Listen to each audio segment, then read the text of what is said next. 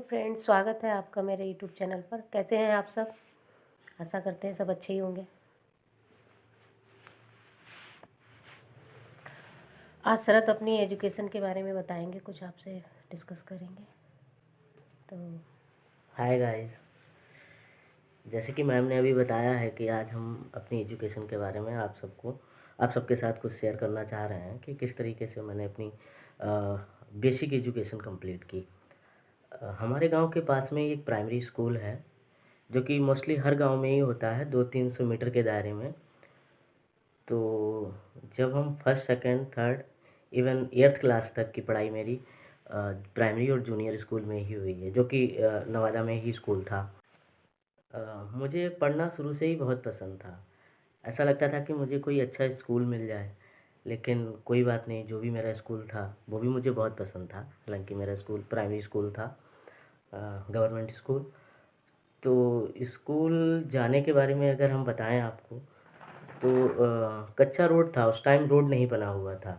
बरसात में तो बहुत ही दिक्कत हो जाती थी क्योंकि रोड पे पानी भर जाता था और रोड पे भी मिट्टी मिट्टी रहती थी। तो जब हम स्कूल जाते थे पहले हम बैठ के चलते थे।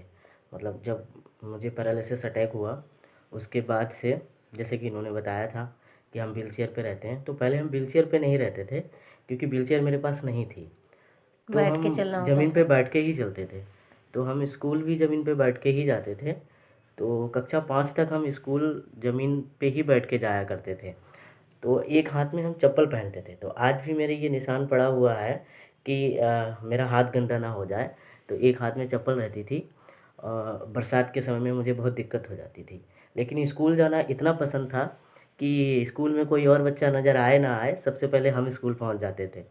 तो वहाँ के टीचर भी कहते थे कि उन्हें अच्छा तो बहुत लगता था, लेकिन वो कभी कभी बोलते थे कि आज इतनी बरसात हो रही है तो स्कूल आप नहीं आती। लेकिन मुझे इतना ज़्यादा अंदर से लगता था कि नहीं, आज का मेरा छूट जाएगा। और इस तरीके से मैंने अपना 8th क्लास पास किया गांव से ही। उस जर्नी में हम इनके साथ नहीं थे, तो इस बात का हमें अफसोस है। फिर उसके बाद में मेरा 9th हुआ, तो मेरे फादर की डेथ हो गई थी जब हम 9th में आए। फिर मेरा इनसे मिलना हुआ, जो कि पहले भी बता चुके हैं कि 9th में मिले। तो लेकिन मेरे पढ़ाई करने का जुनून उतना ही था कि मुझे अच्छा स्कूल मिल जाए या कुछ भी। तो इन्होंने पूछा कि अब क्या करना है, तो मैंने कहा पढ़ना तो हम चाह ही रहे हैं।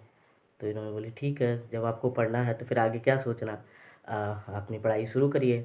तो मैंने बताया कि ऐसी ऐसी समस्या आ रही है कि कौन मुझे स्कूल लेके जाएगा, और गांव में अब आगे का विद्यालय है नहीं, जो कि अब हमारे गांव में महाविद्यालय भी हो गया है, जो कि बाबा के ही नाम पे है, अमर शहीद ठाकुर रोशन सिंह महाविद्यालय।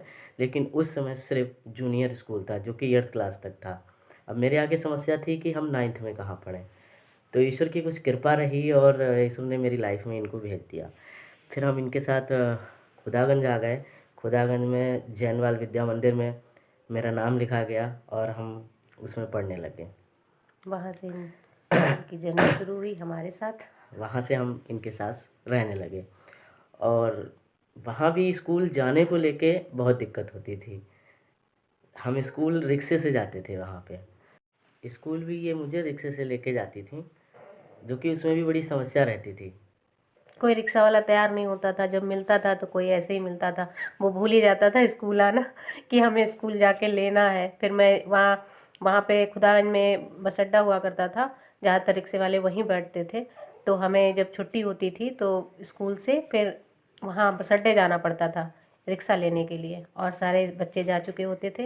लेकिन वहाँ के सर बहुत अच्छे थे, जब तक हम शरद को लेके नहीं आते थे तब तक वो लोग वहाँ पे बैठे रहते थे, और जब रिक्शा हम लेके आते थे तब हम इनको लेके आते थे घर पे। अक्सर छुट्टी के टाइम पे रिक्शे वाला ऑलमोस्ट एक दिन तो आता था, और 6 दिन हफ्ते के, मतलब 5 दिन तो वो भूल ही जाता था कि मुझे स्कूल से लेना है जाके। तो इनको बस अड्डा जाना पड़ता था। उस बीच में हमारे जो सर थे वो वहीं पे रुके रहते थे, और जो गार्ड भैया थे वो भी रहते थे।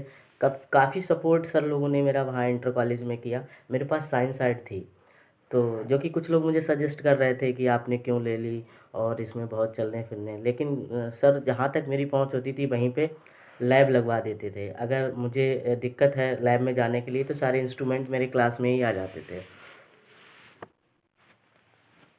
तो खुदागंज का मेरा समय बहुत अच्छा बीता। वहाँ भी मेरे बहुत सारे मित्र बने जो कि मेरी बहुत हेल्प करते थे, चाहे वो पढ़ाई की हो, चाहे मुझे छोड़ने की हो। अक्सर बाइक से सर लोग भी मुझे छोड़ दिया करते थे घर पे, और बच्चे भी जो भी जिनके पास बाइक होती थी इंटर में, तो वो भी मुझे घर पे छोड़ देते थे।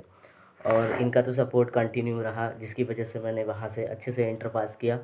बहुत अच्छे मार्क्स नहीं आए, लेकिन जो मेरी मेहनत थी उसके हिसाब से काफ़ी अच्छी मार्किंग थी, और सारे लोग मुझे वहाँ बहुत सपोर्ट करते थे। तो वहाँ की जर्नी काफ़ी अच्छी रही, इंटर क्लियर कर लिया। इंटर तो मेरा खुदावन से हो गया। अब आगे ये सोचना था, अब आगे क्या करना है। तो इसके लिए मुझे फिर बाहर जाना था। तो फिर काफ़ी कॉम्प्लिकेशंस लाइफ में आ गई कि अब ये मेरे साथ कहीं बाहर नहीं जा सकती हैं। लेकिन फिर खुदागंज में कोई ऐसा विद्यालय नहीं था जहाँ मेरी आगे की शिक्षा पूरी हो पाती। उसके लिए मुझे बरेली, लखनऊ या कहीं और जाना था। तो फिर हम लोगों ने बरेली डिसाइड किया कि बरेली पास में, हम लोग बरेली चलेंगे पढ़ाई के लिए। हम लोग बरेली पहुँच भी गए। फिर वहाँ जाके घर में काफ़ी कॉम्प्लिकेशंस हो गए थे, लेकिन फिर भी हमने इनका साथ दिया। मुझे लगा कि नहीं, पढ़ाई ज़्यादा ज़रूरी है, और लाइफ में अब हमने लाइफ पार्टनर जब चुन ही लिया तो मुझे तो इन्हीं का साथ देना था। तो फिर आगे गाइस, तो इनका साथ हमेशा मेरे साथ बना रहा। और बाकी की जर्नी और बाकी की एजुकेशन के बारे में हम आप सबको नेक्स्ट ब्लॉग में बताएंगे। और आज का यहीं ब्लॉग यहीं ख़त्म करते हैं, नेक्स्ट ब्लॉग में। मिलते थैंक हैं। You, bye. Thank you, bye.